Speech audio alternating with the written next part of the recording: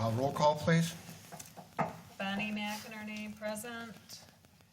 Dennis Szymanski, Here.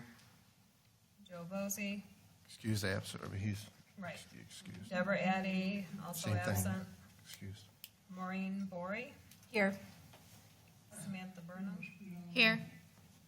Brian Chopa. Here. We have a quorum and we have a full board. All right, I'd like the approval or amendments to the agenda, please.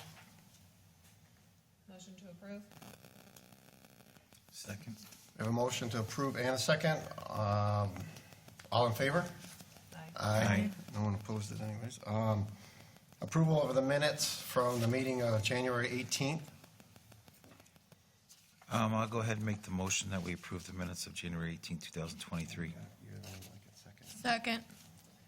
All right, no changes, no discussion. I wasn't here, so. All right, that's fine. All good. All right, so we have a motion to approve and a second. The three of us all in favor? Yes. Aye. Yes. Yes. All right, zoning board of appeals.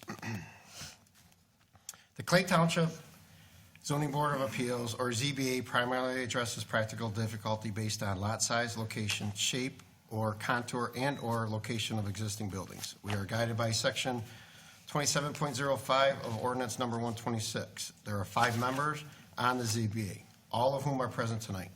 At least 3 members must vote affirmatively for a motion to grant a variance. 3 members constitute a quorum. Each appeal before the ZBA will have a public hearing, at which time the applicant will first present his or her case, and public comment regarding that issue will follow. During this time, members of the board may ask questions of clarification. If a particular point gets belabored, the chairperson has the right to limit the comments. When the public hearing is closed, the board will move on to the deliberation of the particular variance request. If the applicant should disagree with that board's decision, he or she has the right to take it to circuit court within 30 days of the decision. When your appeal hearing is concluded, you are welcome to leave or stay as you wish. And I think just for clarification, this is an interpretation of an ordinance and not a request for a variance. Okay. So we'll go with, where are we at? New business. We'll start off with JZBA 2023-001 at 1629 Mill Street. Sorry. Representative for that case, please state your name and address, or? Is it okay to come here, right? Yes, please.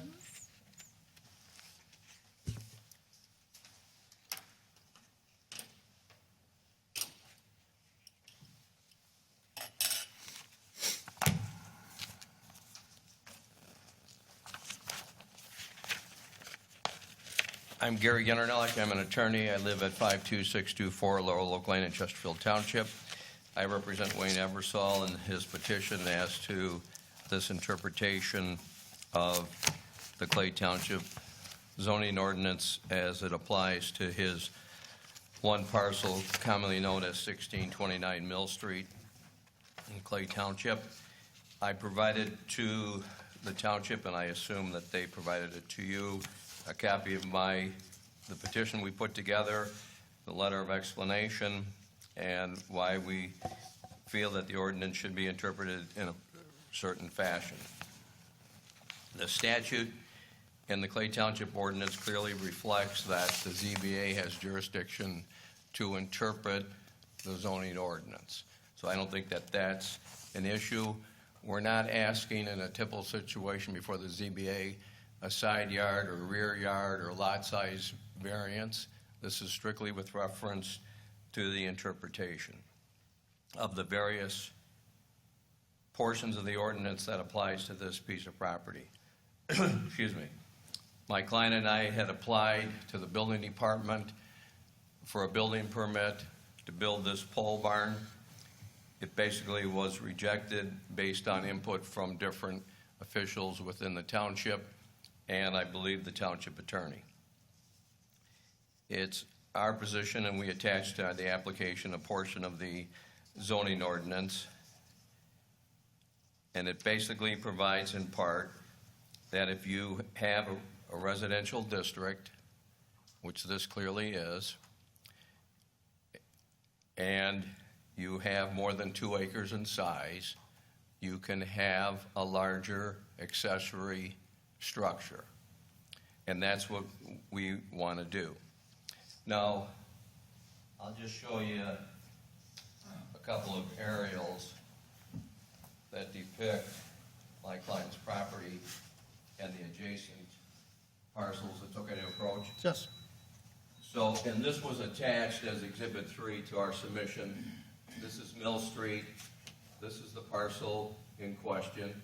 It's separate and apart from the Eversole Marine Repair Facility. It's 2 different pieces. There's a house, an auxiliary structure on there, and he wants to build this pole barn basically in this area. So this is a survey of the property. Here's Mill Street. This is the separate property where he has a non-conforming industrial use.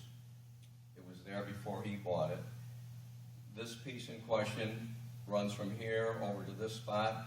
This is a common shared driveway. It goes to this house. There's an existing building here, accessory structure. The property line goes easterly, then south, westerly, then back north. This is about 8 acres in size. This is the location of the proposed accessory pole barn, 5,760 square feet. And then this aerial basically shows some additional pictures and other facilities in the area. And likewise, this shows the Eversole Marine area, the separate piece superimposed by the engineer, the proposed location of the structure that he wants to build. Is that a pond down there? I think so. Okay. Sorry to interrupt. Sorry to interrupt. Just, That's okay. I didn't see it when I drove there. Right. But the pond no longer exists. This is an older area. Okay? Yep.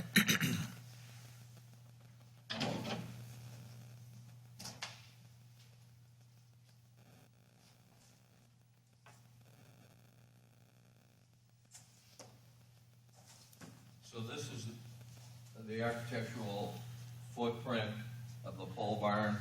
It's basically a modular structure, a Morton type building. It shows the layout, the foundation. It'll just have gravel on the inside, no utilities.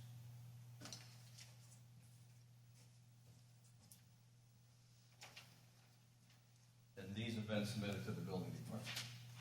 So the second sheet likewise shows the layout of the building. The roof trusses are pre-engineered. And then sheet 3 shows the outside architectural dimensions. One large door for entry, and then the east and west elevation, and then this is the back elevation. This elevation here with the door would face towards Mill Street.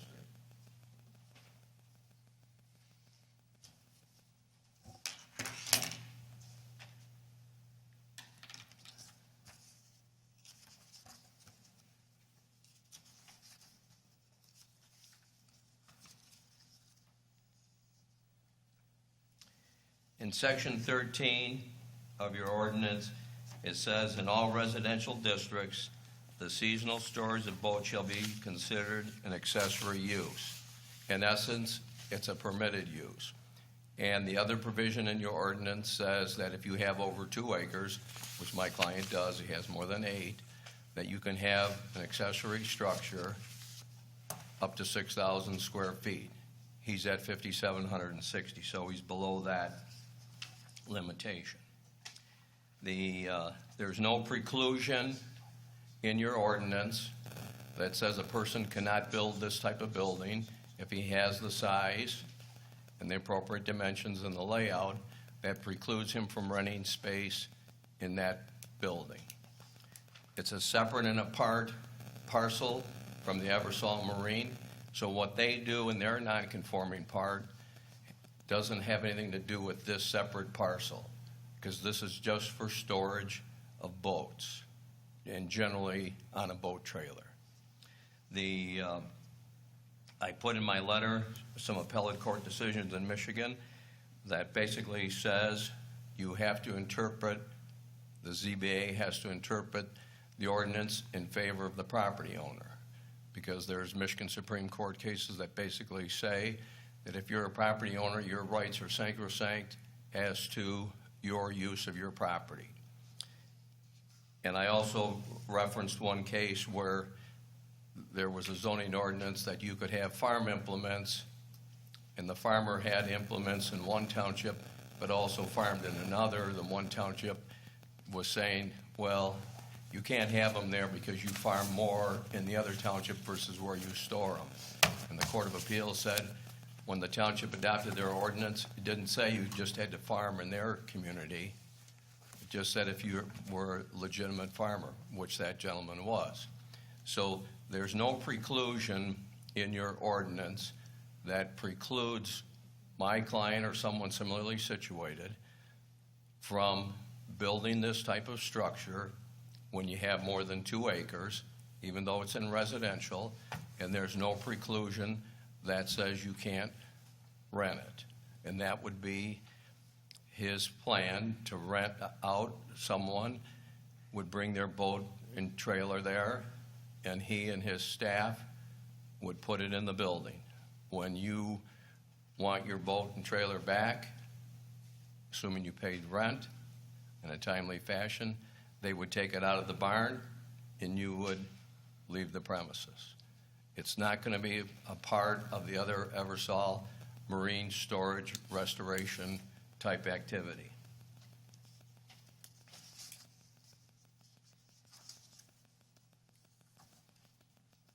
The ordinance that has the provision as to the 6,000 square feet was updated according to the documents I received from the township as of August 5th, 2020. So it's relatively new as to its last modification. So it doesn't have any limitation language. And that section 13 likewise says, in all residential districts, the seasonal storage of boats shall be considered an accessory use. And if you have an accessory use, it's permitted and there's no preclusion.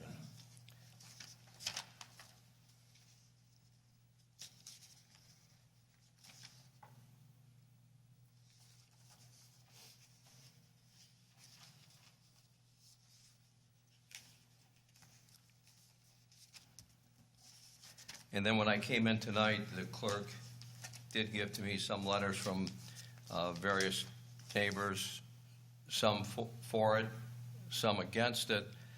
The ones that were against it are basically saying, well, it's an industrial use, but it's not a variance or a use request differential.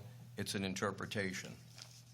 And some of the people in the neighborhood did send letters to my client in favor of what we're requesting.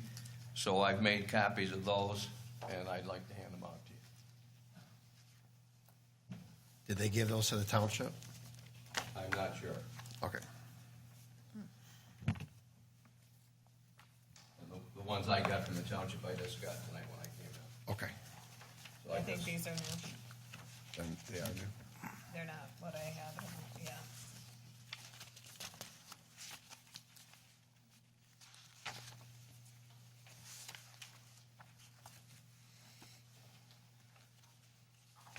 We'll read them later.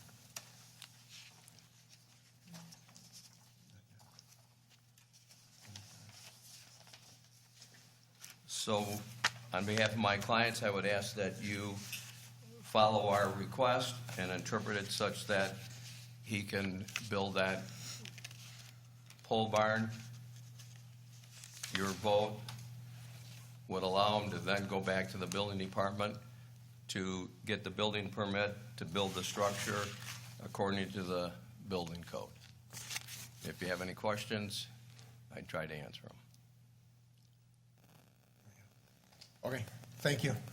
And then We'll read these letters and when we open the meet, open up to public. We'll read everything, okay? Right. Okay. And then I'd like the opportunity to respond to whatever the people in the public have to say. Can I just ask, you're No, saying? hang on. Okay. Okay, just a rebuttal against, Correct. against them, okay.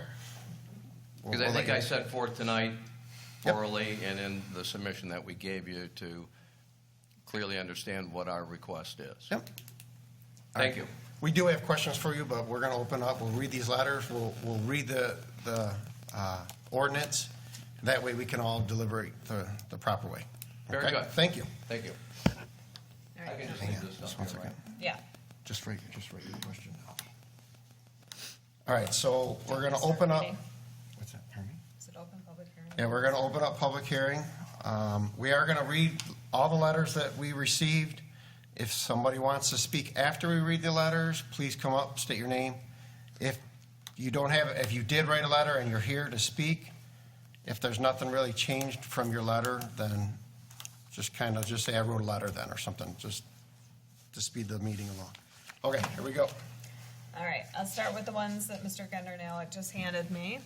Dear Township Zoning Administrator, for what it's worth, I have no problem with Mr. Eversole building a pole barn to store boats for customers.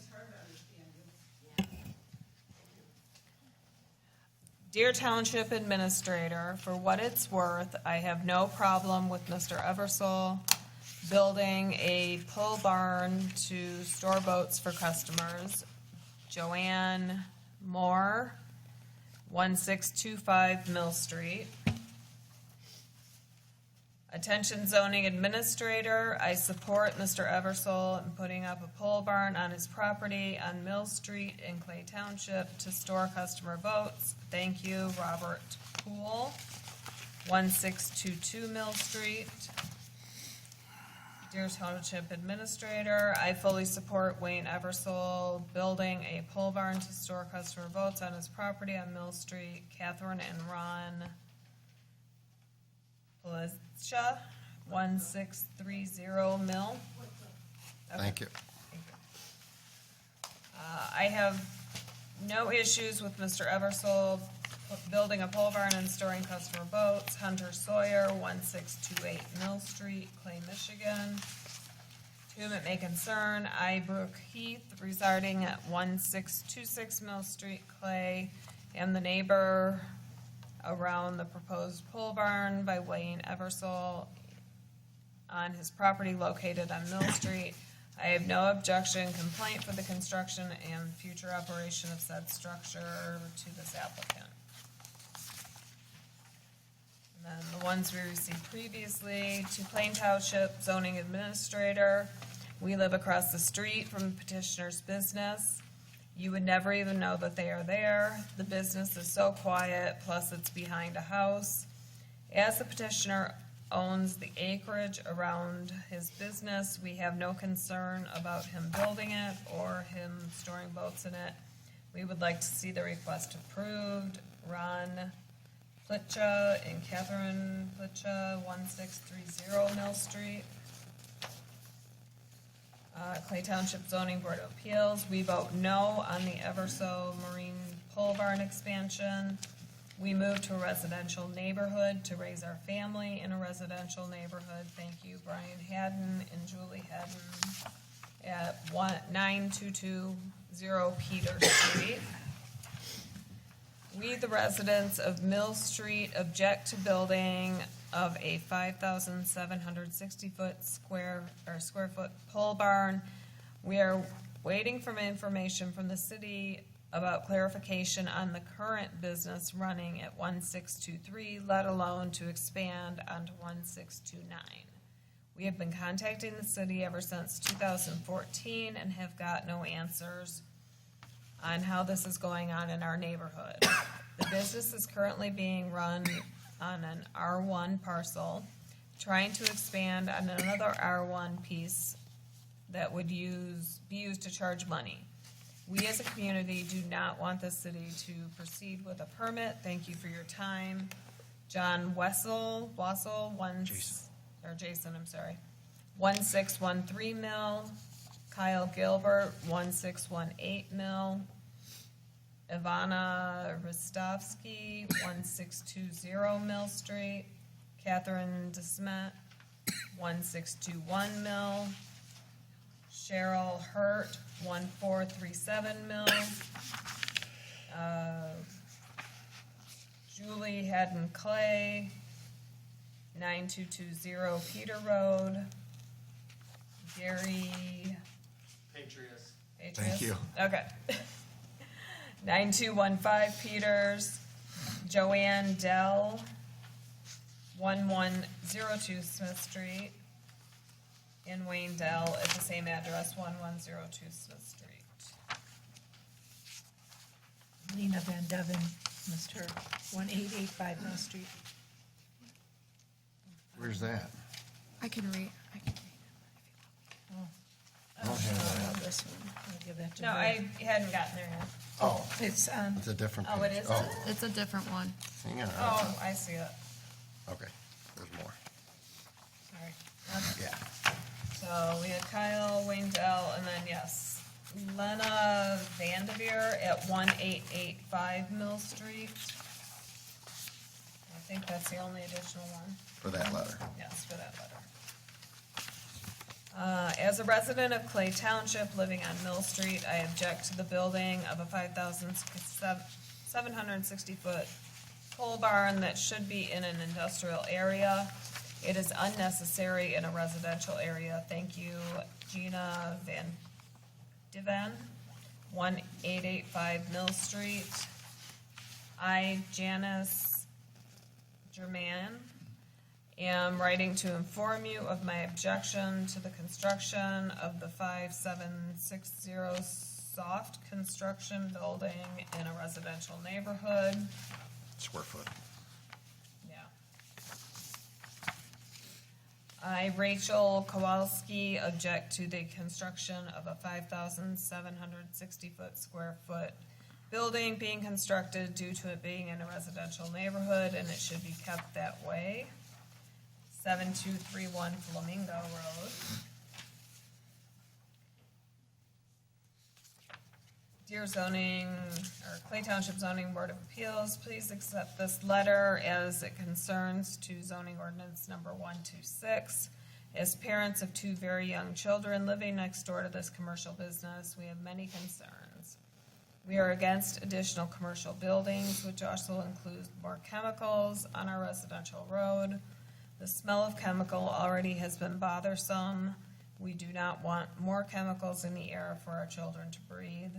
The fact that traffic will increase is inevitable. We feel the safety of small children, as well as the children at Millside Elementary School, should be considered, as there will be additional traffic and more cars and trucks up and down the road, up and down the small town road. I have watched my current neighbor change what was once a junkyard into a very safe area for the kids and wildlife. I do not feel this small town community residential road is the best option for a commercial boat business and storage area. Thank you, Devin and Danielle Maley, 1573 Mill Street. To whom it may concern, I, Karen Klingway, object to the construction of a 5,760 square foot building at 1629 Mill Street. This is a residential neighborhood that should be kept nice for families now and in the future. By allowing the storage, it will devalue the homes in the area. To whom it may concern, I'm writing this letter to protest the building of a new pole barn at 1623, 1629 Mill Street. The Wassels have been personal friends of mine, and I have watched that property be used as boat storage. Prior to Everside Marine purchasing those properties, there was hardly anything outside, and they were pleasant to look at. One can understand blight, and views from the back door is not necessarily pleasant to live with, If this building is raised and allowed to store more boats, then the property should be made to move to an industrial area of the township. I can get behind a person who wants to refinish boats as a side gig or someone in their spare time, but to make a full-time business right next to and directly behind younger families is disrespectful and vain, not to mention harmful to the environment. Charles Rees, 5700 Jankow. I, James Peltier and Katie Peltier, object to the construction of a 5,760 square foot pole barn on 1629 Mill Street due to the fact that the owner has a business already running out of one residential one zone. By allowing a barn to be constructed, it will intensify activities that shouldn't be happening in the first place. We have personally witnessed the owner using stripping chemicals to take paint off boats and letting the chemicals in the paint land on the ground while being within 15 to 20 feet away from our friend's backyard while our children are playing. We have also witnessed the owner dump garbage like tires and building materials into a pond at the rear of the property. We believe the owner does not respect the surrounding residential homeowners and would cause more disruption to the neighborhood. James and Katie Peltier. I, Hector Peltier, saw in The Voice that someone is trying to build a 5,760 square foot pole barn to store boats for money. I don't think that should be allowed in a residential neighborhood. He doesn't give his address.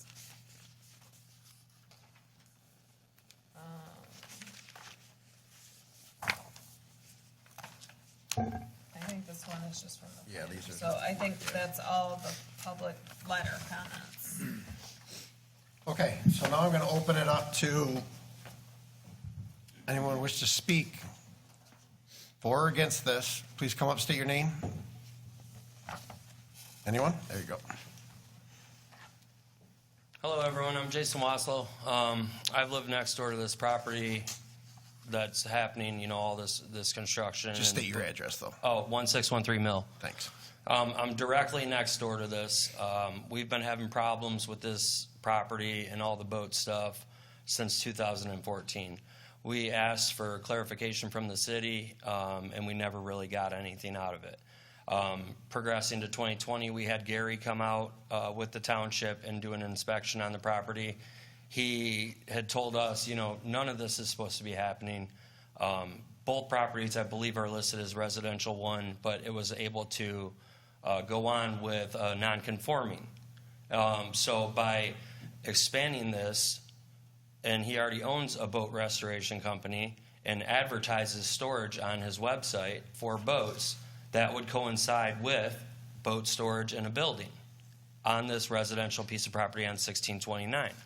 So I don't understand how it's even got this far. The middle of a neighborhood is not the place for a boat storage and restoration facility. I mean, I wish him nothing but the best. He does great work, but I just feel like a residential neighborhood for this type of business is not the thing. I gave you guys copies of what Sid Brown said when he came out. Gary's notes are all in there too on what they thought of all this. So please take that into consideration when you guys make your decision. Thank you. Thank you. Anyone else wish to speak? My name's Matthew Smith. I'm at 1621 Mill Street. I'm directly in front of this. I agree with everything he has to say. I'm opposed to expanding onto the residential property. Thank you. Anyone else?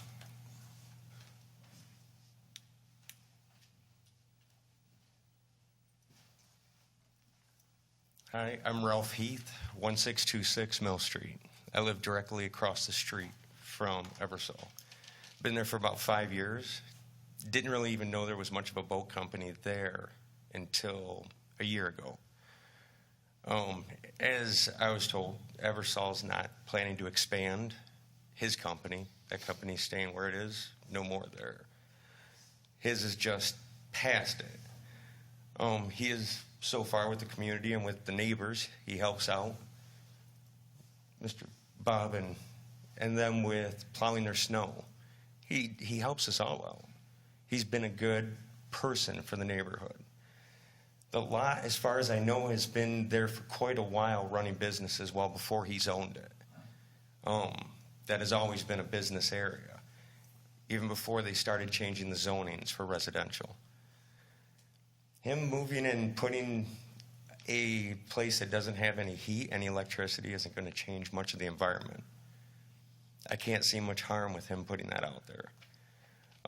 Like I said, it's not work to be done. I've been told that nothing's going to be happening out there. Twice a year, there'll be boats going in and out. Of course, it's a storage unit. But other than that, no chemical, no work, no expansion on the existing company. So it shouldn't affect anything else outside of that. The company is going to be there. This isn't expanding of a company. This is just his property doing something else with it, something different. And me and several of the neighbors have been fine with that.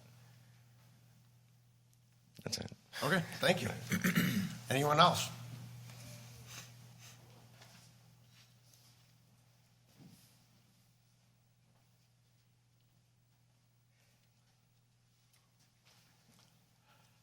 My name is Robert Poole, and I live at 1622 Mill, approximately a half a block from the entrance to where the business is. I've lived at that residence for 74 years. I've been there. And in that time, I can remember 3 different factories or establishments or workplaces going in there, and semi-trucks and things like that. And it hasn't bothered me one bit. And so I just want to say I have no objections to a pole barn over there. It wouldn't affect me one bit. Thank you. Thank you.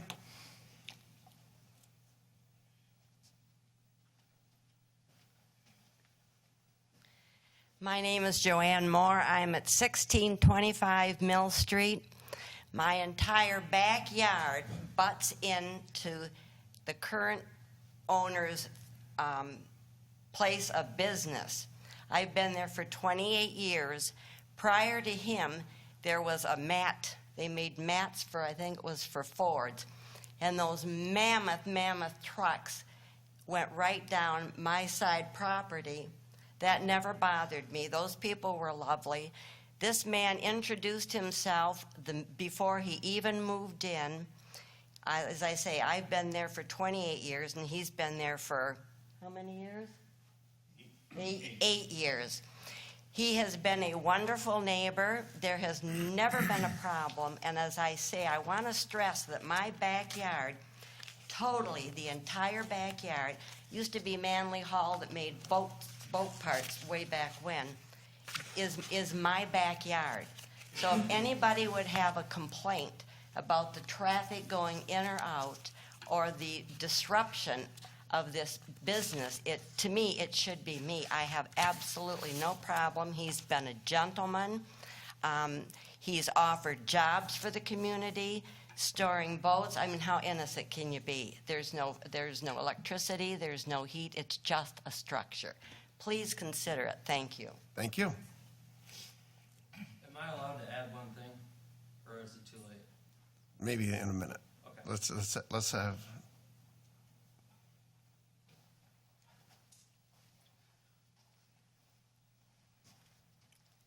Catherine Plickta, 1630 Mill Street. We've lived there 25 years.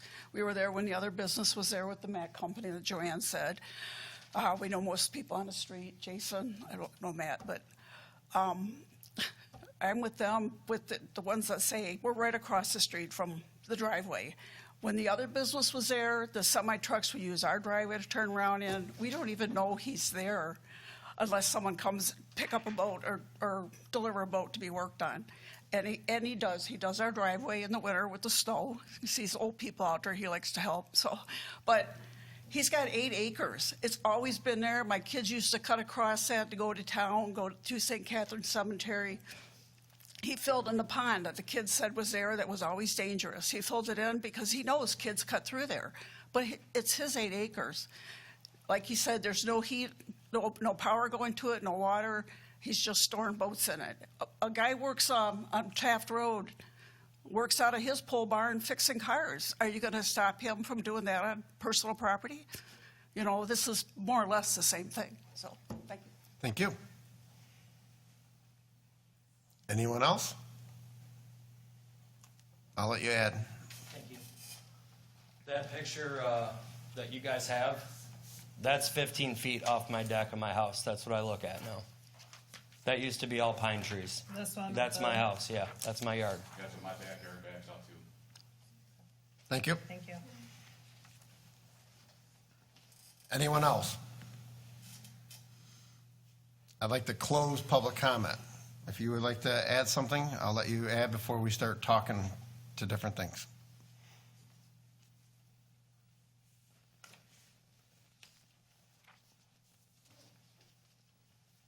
I just wanted to reiterate, in your discussions, in your analysis of this situation, there's the one place where his existing business is. That's on separate property. This petition and request for interpretation only deals with the 8 acres. In your ordinance says if you got more than 2 acres, you can have up to 6,000 square feet. And in the residential district, it's an accessory use. So to me, it's an allowed thing that he should be able to do. Thank you. Okay, thank you. Can I ask? Not Gary? yet. Not yet. We'll ask in a minute.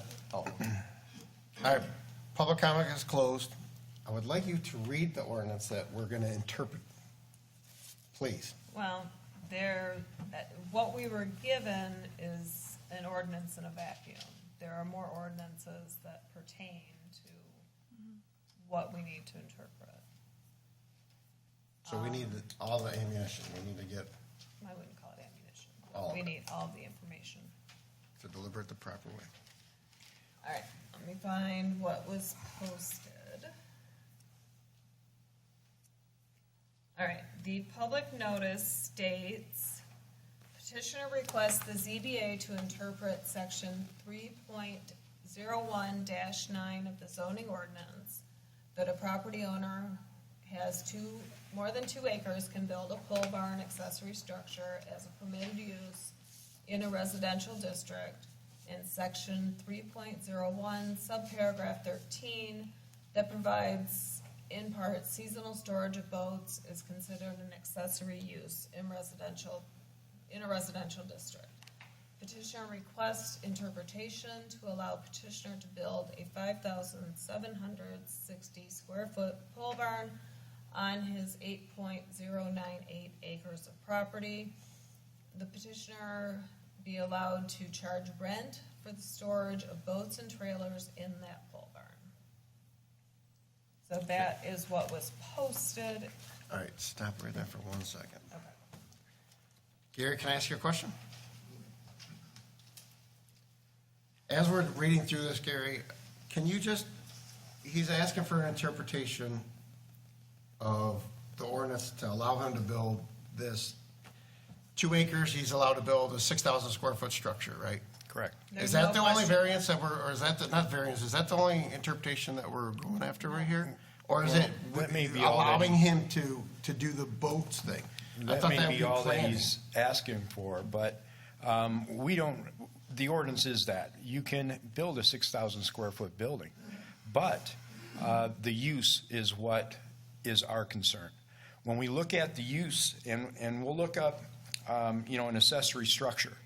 Accessory structure in our definitions in our zoning book, a detached structure on the same lot with and of a nature customarily incidental and subordinate to the principal structure. The principal structure back there is a single-family house. Okay, so it's not a business, it's not anything like that. If we look at accessory use, like you pointed out in 13, accessory use is a use which is clearly incidental to, customarily found in connection with, and located on the same zoning lot as the principal use which it is related. Now, a couple examples of accessory use could be boat storage. And in our zoning book, you would be looking to say, okay, we count that as part of, your coverage, your lot coverage, your storage that you could put on that property. Residential accommodations is another one of those. And there's a list here, but swimming pools is another accessory use. So just because that accessory use is pulled out that you can have, boats stored, that's really where our concerns are. If we look at the residential one, what are the permitted uses in residential one? And, single-family detached, of course, easement services for utilities, family daycare, clubs smaller than 30, licensed residential facilities. Those are things. The next one is accessory buildings, structures, and/or land use customarily incidental to the above uses in 3.01. So that's where we're at. It's not that you can't build a 6,000 square foot building. It's what is its use. When we actually look at our ordinances and we look to see where can we put a storage yard, we have to go all the way to a C3. And under there, principal permitted uses, amongst other things, is automobile, recreational, vehicle, boat, truck, agricultural equipment, sales, service, and storage. C3, not in R1. I can't find anything in R1 that will allow you to do any kind of a business off of that property. It all has to be incidental to that primary use, which is that dwelling. So that's kind of, we're not arguing that he can't put a 6,000 square foot. It's what it's being used for is where we have the trouble. I have a couple questions. For Gary? Yeah. Okay. On the application, I've just noticed, who lives in that home that you're talking about? The address. The address at 1623. I don't know. It's 29. owned by the petitioner here. Oh, but I mean, do they reside there in the home? Because I'm No, just they don't. noticing. I think it's a rental unit. Okay, well, there's a key point, and I think that Steve can back that up. When you have an H2 Lake Investments LLC, this is not a homeowner. This is a business. This is a non-homeowner occupied property now, and it should not even fall into the R1 aspect, because when we look at this R1 and all these accessory structures, we're talking about an individual that owns and lives in that property. Now this is actually But it's still zoned R1. well, I understand how it's zoned, but when it falls into, when it's Well, non-owner, just because a business homeowner, bought that doesn't change the property Well, to I R don't- or C or, you know what I mean? It doesn't change that. The question It's we're still looking at is R1. whether or not he can store boats and run a business out of this property. do we have an ordinance anywhere in there? Do you recall about non-homeowner occupied? To have a business? Well, no, to have, again, this is, We I'm don't just thinking have as a far as the non- aspect of, I get that, but Dennis, it I'm just doesn't trying matter. to- I mean, if well, no, it's my just a discussion. construction I want to company know. buys a house, it doesn't turn it into a construction company, or it doesn't change it to a commercial property, you know what I mean? It's still a R1. That investment company bought an R1 property and wants to run a commercial business out of it. I just asked By the selling, question. I just by want to selling the know. boat storage. Storing their own boats, I'm for that. I'm for building this building. I'm not, that's why, And but that's as far as renting limited it. too. The number of boats you can store on a residential property is also limited. And that's 3 boats, 2 of which has to be owned by the property owner. The third one could be something other than that. But that's one Actually- boat, and we're talking about 6,000 square foot. So even on this 6,000 square foot, you still have to take in consideration the house square foot and the other pole barn that he's got there, right? Or Right, is it not- just automatically he gets 6,000 square foot Not according to the when ordinance? we're over 2 acres. Uh-huh. That's what allows you to build an accessory structure greater than the usable floor space of the main dwelling. And you can have 2 accessory structures on your property, and that's true for less than or more than 2 acres. Okay. So that's where our main issues are, is going to So be, it's the interpretation of being able to store other people's boats on his property for money. And charge, right, as a business. as a business, yeah, Turns it whether or into a not, to commercial me, use. whether or not they charge or not charge is irrelevant. If you have a business running out of that by storing other people's boats, then we have ordinances that protect the residents from that. And so the interpretation is not whether or not you can have a 6,000 square foot building. Yes, you can. We have never argued that. Okay. It's what is the use. That's the problem. Okay. Question for Gary? Not a question for Gary, but I do have a couple of other All right. ordinances I want to bring up. All right, thank you, Gary. Okay. All right, I think it's important to look at the home occupations ordinance, which is section 3.26. Home occupations may be permitted in a residential dwelling unit when it can be demonstrated that such use is secondary and incidental to the primary use of the building or the dwelling as a residential living unit. In addition, it must also be determined in any such home occupation that it will not adversely affect neighborhood uses or distract from a desirable residential neighborhood or environment in the residential neighborhood area. First step in considering whether or not a use may be permitted as a home occupation is its compliance with the following. No outdoor storage can take place anywhere on the site. Only full-time residents of the premises should be involved in the home occupation activities occurring on the site. Further, those non-resident employees employed by the home occupation for off-site activities shall not be permitted to park either on-street, off-street, at the premises where the home occupation is being conducted. No structural modifications or exterior changes in appearance of the building, including the separate means of access, visibility of products, services, activities related to the home occupation from the exterior of the building, no equipment, materials, or possessions or processes which are incompatible with the principal use of the dwelling for residential purposes shall be used or stored on the site. No activity associated with the use shall cause any dust, noise, fumes, odors, vibrations, electrical emissions, intermittent flashing, glare, etc. Activity must be in conformance with state and federal laws and requirements.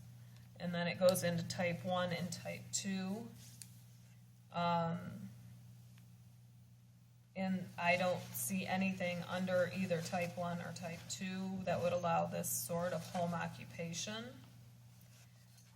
And then if you look at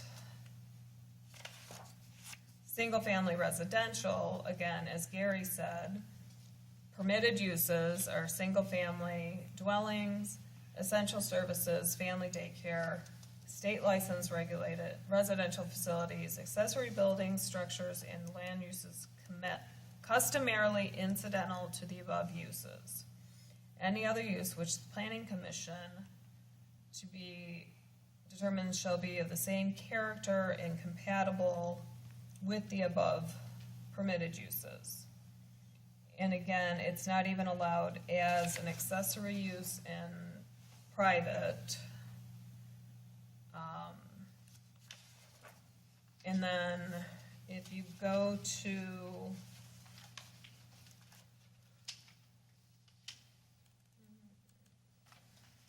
where's the R1?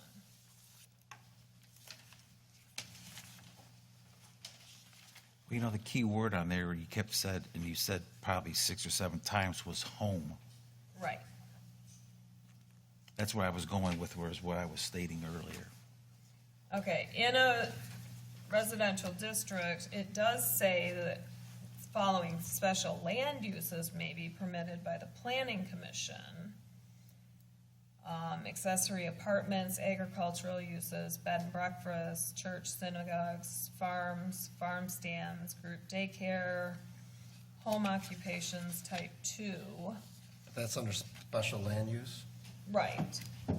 And it does say that that would go to the planning commission to determine Right. if it is allowable as a special land use. So, And then we do have the ordinance which says, actually, this one says if it's a boathouse, which is a little bit different. You can't accommodate more than 2 boats, which we thought it was 3. well, that's a boathouse structure. Right.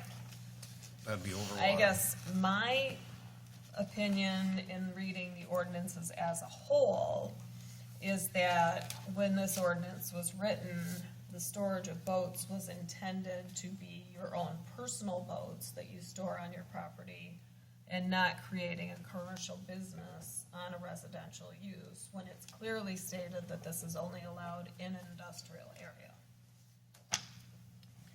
And that's the point I was trying to put across, is that this is not a homeowner occupied property. I And don't that- think it matters if it's homeowner Well, or not, I think but it really it's still does. residential. I don't know, I mean, can we ask the planner to give us a insight on this? I mean, I'm sure you've come across this in many of, our Michigan law would prevail, or definitions, I should say. So Dennis, ask him the question. I will repeat the question that I asked Gary. Since it is not a homeowner occupied property, do what we're reading when we go right into residential requirements or codes, do these even apply to them? I mean, I understand that what they ask for their interpretation, but in the whole aspect of it, does this even this even apply? I mean, because they should. I don't even think they should be here. I agree. I totally agree. They're asking you for an opinion that a business use is allowed in a residential district. That's the bottom line. Right, which is Okay? not allowed. It's not allowed. Your ordinance is taken as a whole, specifically states that businesses are only allowed in business and industrial districts unless they're a home occupation, and this does not qualify. The appropriate avenue, if this business wants to go there, is to seek a rezoning. For some reason, there's a reluctance to do that. So to answer Dennis's question, What was that? to answer Dennis's question. I don't think you have the authority. Well, No, I don't so agree no, with the his question is the owner of the property is an investment company. And Yeah. he doesn't live there. So It's it's, still business. I don't care who owns right. it. That's what I was saying. We're Doesn't asking for matter a if it's business, business you're owns asking it, for a doesn't business matter that use. it doesn't turn it automatically into, you're able to Right, run a well- business out of it. See, this is why it's kind of a double-edged sword. They're asking for opinion on if it were a residential homeowner It is. occupied. It's a residential house. it's a residential house. It doesn't matter R1 who lives in it, it's the use of the Right. property. Just because an Yeah. investment company owns it doesn't make it I any think different than a Christine wants to talk. residential Yeah. lot. Mr. Chairman, if I may? Sure. Regardless of who owns or who lives in the home, the property owner has requested the interpretation, and they have a right to make that request. They don't have to live in the house in order to make that request. The only time what you're talking about would come into play is if they were asking for a home occupation. Then they couldn't get the home occupation because they don't live there. Right, that's why, but how this was all being presented to us is that they're basically asking us for the go-ahead for the business on it. Is what I think that's the misconception here. I mean, granted, everything you said, like you said right out of the gate, is 100% allowed. But like Gary said, and that's where I think that's where the misconception is that the intention of the use. That part isn't for us to decide. Well, they're Well, asking, they are asking for our interpretation because it does say that you're allowed to store boats in an accessory building. So they're, well, it in my- doesn't even say in an accessory building, it says On your- incidental to. so that's, they're interpreting that, it says that they can store, so we're interpreting it how we interpret it. Right. Right. But there's also an ordinance that says how many boats you can keep on a residential property, and it clearly states that this is a use that would fall under an industrial. I really think they should have went to a different avenue with, I like, changing agree. to, out of R1 and change it into something that they can make it commercial.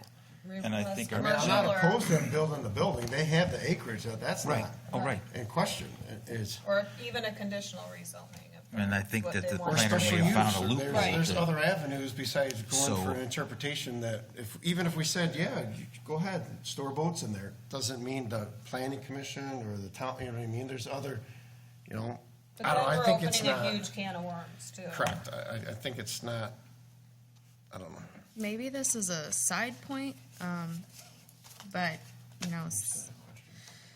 Section 2705, subsection 1A, says that the zoning board of appeals shall interpret the ordinance when it is alleged, this isn't a quote, but when it is alleged certain provisions are not clear or they could have one or more meaning. I don't think, in my opinion, we've seen anything yet that has kind of mentioned that these ordinances aren't clear or they could have one or more meaning. I don't know if anybody disagrees. No, I Or agree. agrees, but I don't think we're required to. There's nothing that I've seen so far that says that these are not clear or that the ordinance could have one or more meaning. Did your question ever get answered through all this yet? Or would you like to bring someone up? My question was for the attorney, Jenner Nalick. Many of the letters that we see, you stated very clearly that this use of this pole barn was not going to have anything to do with Eversole's business. But in all of the letters, or several of the letters, they say, we fully support him building a pole barn to store his customers' boats. So there is a connection, in my opinion, and you're saying there wasn't. So I was just wanting clarification on that, because you said it had nothing to do with his business, but many of his supporters are saying it is for his customers. Because, the people in the neighborhood that like what he's doing assimilate it all as one thing. But the records we provided to you in your assessing records show where Eversole Marine Restoration is a separate and distinct piece of property. This 8 acres is separate and distinct. It has a separate tax ID number. It's owned by a separate entity. He has the right to rent out the house. There's nothing in Clay Township ordinance that says you can't be an investor and rent out a house. And your ordinance, section 13, says the storage of boats, and there's no limitation on the numbers, is an accessory use in the residential districts. So it's all of them. So that's why we came here for an interpretation, because the ordinance says this is the body you go for an interpretation, because Chris Anderson, Steve Kaysen, and your building inspector disagreed with our interpretation, my client's interpretation, that it was an allowable situation. And my client did not want to get in a situation where he invested his money and built this 5,760 square foot building, and then all of a sudden the township said, well, you're running a business and you can't do it. Because in the package we gave you, the township at one time, and I think Chris drafted it, was this zoning compliance certificate that in essence said you couldn't rent it. I modified it to eliminate that language. The township, through the building department and Chris Anderson, said, we're not going to go with your document because we want this preclusion. Well, nobody's going to invest thousands of dollars in a building and then not be able to use it. Now, I have some clients in other communities that have 4 and 5 boats and antique cars. They own 10 acres. They store all their stuff there. And they store some of their buddy stuff there. And whether their buddies pay them or not is anybody's guess.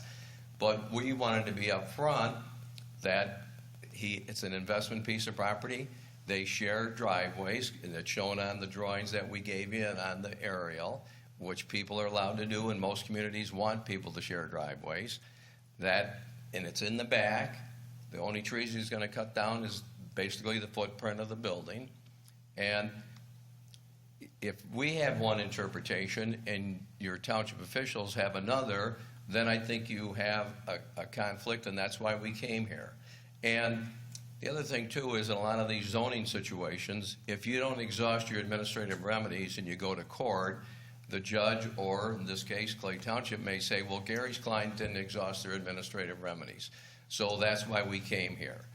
And we had discussions with the township supervisor about doing a conditional rezoning. But then we figured, well, everybody in the neighborhood's going to come out and say, well, your conditional rezoning is of an industrial type situation in this residential district, so then it's going to be spot zoning, even though we would put in limitations.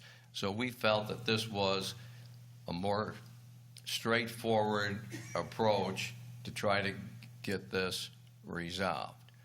And as in the beginning of the meeting, if you don't agree with our interpretation and you say no, obviously we have the right to go to circuit court. We have the right simultaneously to do a conditional rezoning.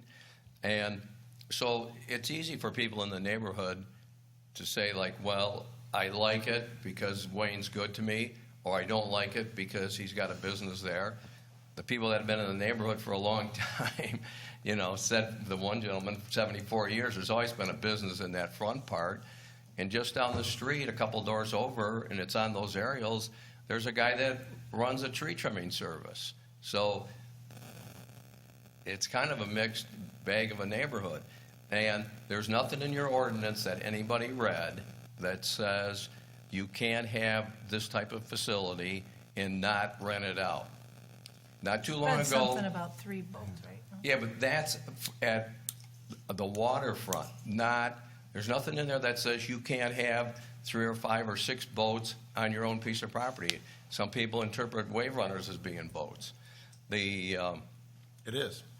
Yeah, so that's, you know, because it has MC numbers, and that's, you know, and there's more than one person in Clay Township that has a couple of boats and a couple of wave runners, but everybody, you know, gets along, and that's part of the program. So that's, you know, our request. And I understand Mr. Caston's comments that says, like, well, we don't want any business in a residential area. But when you go to the home occupation part that Bonnie pointed out, that says within the house. It doesn't say you can't have a building that's not the house that can't be rented.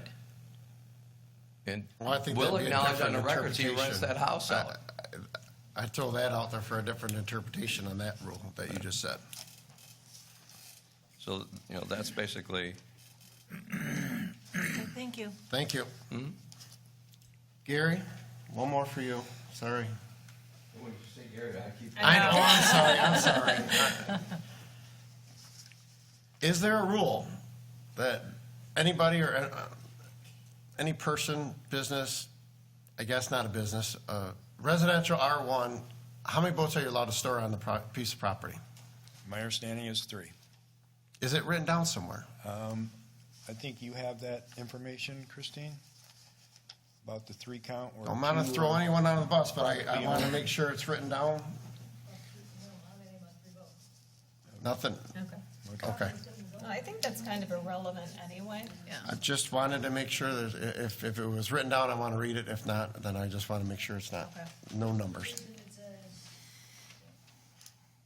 Well, just as what, just pertaining to 301 and just going into 13 and going into number 9, you know, this 5,760 square foot pole barn is allowed.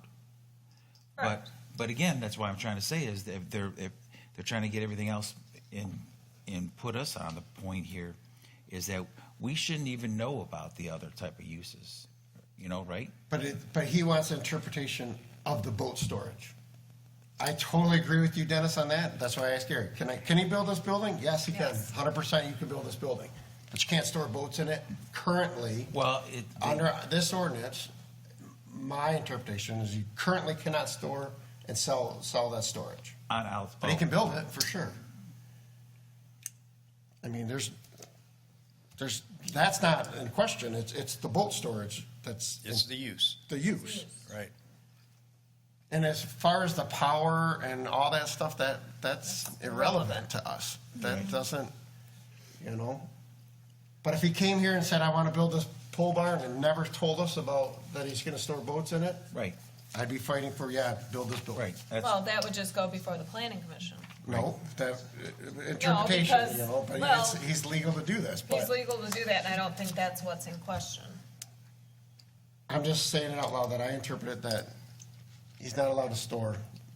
I think we Well, need to then the narrow boat's in down there. what we're interpreting. We you need guys- to know what specific section I that we're think we're interpreting. interpreting whether or not Thanks, Gary. it says the interpretation to allow the petitioner to build the 5,760 square foot pole barn on his 8.8 acres, and the petitioner be allowed to charge rent for storage of boats and trailers. So in my opinion, the interpretation would be that, yes, the pole barn is allowable under the ordinance, but the intention of the ordinance with regard to the storage of boats is not intended to allow for a commercial business which charges rent for the storage of boats and trailers on in a pole barn. That should be left to an industrial district and/or other means to accomplish that goal. Is that a motion? I agree. Well, Hang up. Go ahead, Dennis. so, I mean, there's nothing in the motion here. No, there's we're no just- motion. Right, No. there's Well, nothing. it's an to- interpretation, Right, but we have to vote on and that's our the discussion. interpretation. Well, Do you agree with what she just said or not? Not a motion, it's just, do you agree with that yeah, interpretation? yeah, oh, yeah, yeah. Okay. So is there something to add or change to that? There's other avenues that they can go, but the way it's written right now, do you believe that they are allowed to charge for storage of boats?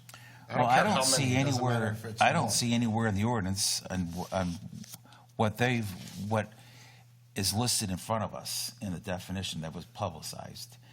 I mean, I know you read the other of the 20, whatever, or what it was, I can't remember, 3.26 or, which one did you read? I read a bunch of them. But it doesn't, but what was put in the paper and what is on here, it doesn't, it says number 13, all residential districts, the seasonal storage of boats shall be considered an accessory use, but it doesn't define it if it's inside or outside. Well, it doesn't Period. matter if it's inside or outside. No, I know, but think that's it's just another that thing that's kind of clouding everything. The storage of boats in a residential district, in my opinion, is intended to be your own personal boats.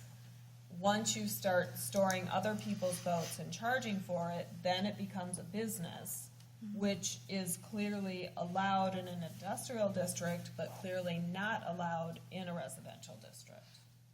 Bingo. Okay, so, Can I make one reference comment? That's where the petitioner and our due process rights, Yep. property rights are at issue. In the recent past, Clay Township, to the best of my knowledge, because I was involved in some of the discussions, adopted a vacation rental ordinance that regulated and precluded certain types of rentals of homes in Clay Township, and I think it was like if you were renting it for less than 14 days. Before they adopted that ordinance, people had those types of businesses in homes. There was public hearings before the Planning Commission and the Township Board, and they adopted an ordinance that restricted a property owner's rights. When you look at the ordinance that we've cited in our request, and in conjunction with that, we gave the plot plan for the building. We requested at the end that the petitioner be allowed to charge rent for the storage of boats on trailers in that pole barn. There's nothing in your ordinance, and none of you have tonight said, or Chris or Steve, that says a person cannot charge rent, just like he charges rent for the people that live in the house. So that's basically our request. And that's what was in the paper. to charge rent if I you get put it. your boat in the storage building. Can I ask him a question? Thank you. What, hang on, So, would you agree with charging rent for boat storage as a business? That's a business, correct? Oh, sure, it's a business. Okay. Yeah, it's like if you rented a room out of your house, that's a business of sorts. You got income, you have to tell the IRS you got it. If he charges rent for somebody in Clay Township to put their boat there, his LLC will file a tax return and reflect income. It'll also reflect his expenses of doing it, his property taxes, and if he has a net income, he'll pay income tax on it. Just like anybody that rents their house, whether it's a vacation place or just a regular house or an apartment building. Because when that vacation rental home thing was going on, part of the discussion was you didn't have any regulation in Clay Township that regulated how people rented apartments or rented houses for longer than 14 days or 30 days, whatever the restriction was. And for whatever reason, and there's been legislation pending in Lansing to restrict that issue, but I just show that as an analogy that if your ordinance doesn't preclude it, then the person should be allowed to do it. Thank you. Thank you. Anything else, or do you? Wouldn't we, no, I get the interpretation, I get his side too, that was a good one. But when our fire department shows up to a fire and it's a residential house, they're anticipating they're gonna fight a house fire, pole barn fire, not pole barn full of boats that they're not aware of, or, you know what I mean? If they know they're going to a commercial building to where it could be different. I don't get the interpretation of being able to charge for the boat storage. Well, there I don't see there that. could be a lot of traffic too. Yeah. I mean, they're saying it's only going to be seasonal in the spring and in the fall, but people could store their boat and come get their boat once a week in and out of that facility, and that would cause a lot of traffic. I mean, we don't know how that storage is going to be, if it's, Well, and that's, I think, irrelevant. It's more of the whole charging and running a business within a residential zone. it's business. Yeah, I think this is different from renting out a house. There's different, Well, and even renting out a issues. room in a house is an accessory use to the home, the residential use. So that, to me, is very different. So I guess I would make a motion that the zoning board of appeals interpret ordinance 3.01-09 that the owner of a property more than 2 acres can build a pole barn or accessory structure as a permitted use. I don't think that's an issue. I think that's clearly allowable.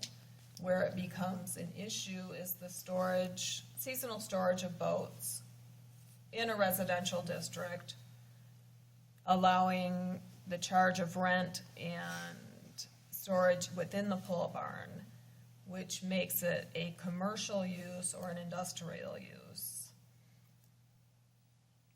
Hold on. Does that make sense to you? 100%. Okay, continue. And in my opinion, what was written in the ordinance with regard to the storage of boats on a residential property was intended to be the homeowner's boats and not something being charged as a business. That in what the petitioner is asking to do, it's turning it into a business, which is not an acceptable accessory use on a residential property. I second that. Can you write that? That's We his have it in the job. minutes. It's recorded in this. Did you hear it? I'm trying to write it. All right, so we have a motion and a second. No more discussion on it.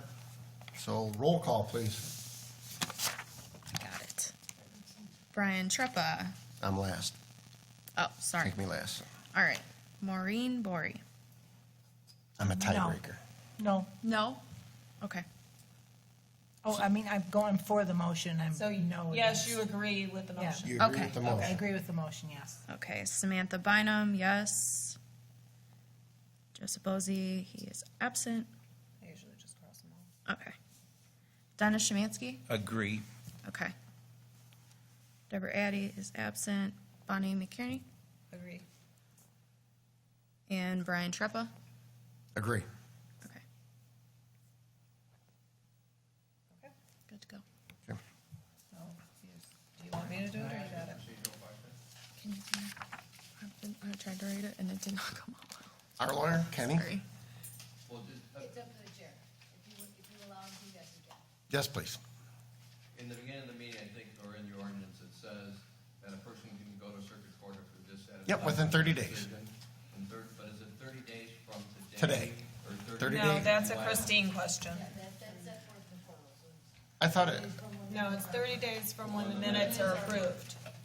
also next month then? I thought though too that was actually to an Hang to on. an actual hold on. case I though. gotta interpret that. I have That's- that in writing. That's a discussion I think they can have after the meeting. I think that's to a case, but You have time.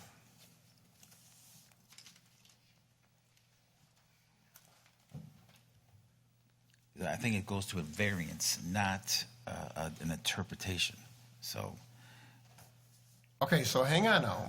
It says, if the applicant should disagree with the board's I was decision, gonna actually ask he you or to she go has with the that right to line. take it to circuit court within 30 days of the decision. That's what I wrote. what's the read the whole? It could be changed or whatever, but that's what I said at the beginning of the meeting. This is their zoning board of appeals preface. It says, if the applicant should disagree with the board's decision, he or she has the right to take it to circuit court within 30 days of the decision. And that may be in your ordinance, but I do believe the state statute gives them 30 days from the date of meeting minutes are approved. So we'll That's change what I this then, we will change this then next time. And the reason it does that is if there were cases that said, okay, when is the decision made? Is the decision made at the time when the motion is made, or when the minutes are actually approved, because that's when everything is final and nothing can be changed. So that's what case law has said, that once the minutes are approved, nothing can be changed. Okay, so we'll have to amend this, so, Can I just repeat this the one statement? no. What you just read? We're done. No, I just want you to hear it. Oh. I mean, this, the On Clay the appeals? Township Zoning Board of Appeals, no, what you just read. Okay. The Clay Township Zoning Board of Appeals, ZBA, primarily addresses practical difficulty based on lot size, location, shape, contour, or location. This is a totally different. And, I understand. and interpretation. Yeah, but that's what the whole preface that you just read, and that statement you read pertains to that line right there, not about this other stuff. Right. Oh, that, we're Okay, not saying okay. that he's not gonna go to apply for a different kind of zoning or special use or whatever. Okay. That- Just right now, our ordinance on that R1 that he stated, that's our interpretation of it. He still has plenty of avenues to go Oh, through. yeah, right.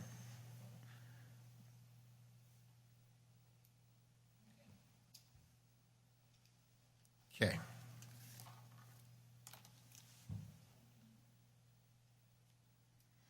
Close? Yep. Okay. Any unfinished business? Moving on. We have no other cases today. ZBA. Nope. Report We from don't Planning have Commission. Planning Commission here, so. So I was at the planning, I don't remember what they tabled something on a bathroom. I know that. I don't remember, they never really said where the location was. Do you remember where it was? Yeah, I mean, I don't remember where that, Debbie told me I wasn't taking notes at the meeting. Debbie said, hey, do you remember where it was said? I'm like, no, not really, We were but. concerned, the planning commission was concerned that the review didn't go through all proper channels by being reviewed by the fire department, the assessing and everything, and they just wanted to make sure that everybody did their review before the planning commission approved it. All right, and then what was the other one get tabled, or is that not the one? Noise ordinance was tabled. Yeah, They're looking to determine, create a new noise ordinance for the township, and that was tabled for some modifications. all right. sums that planning, were you there? You weren't there. No, but it was the county pier. Okay, county pier. All right, other matters reviewed? You guys got, Cindy put in that paper? Yep. Okay, everybody please read it. Public comments. I would like to open up a public comment. Anyone wish to speak on anything? Not Except related to that- the, Yeah, it can't be related to what we just did, but anything you want to speak. okay. All right, close public comment. Motion to adjourn? Second. All in favor? Aye. Aye. Thank you.